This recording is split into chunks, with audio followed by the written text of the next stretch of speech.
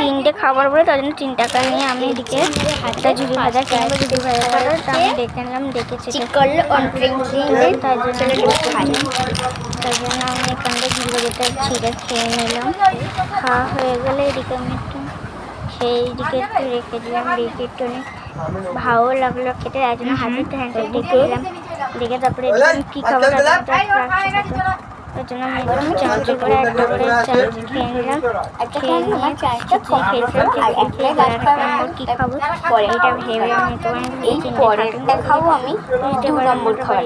আমরা 3 নম্বর খাবার খাবো তো এখন, আর 1 নম্বরটা খাইয়ে দেখিয়ে দিচ্ছি 2 নম্বর ফার্স্ট খাবারটা। এই যে খিচুড়িটা আমি খাবো।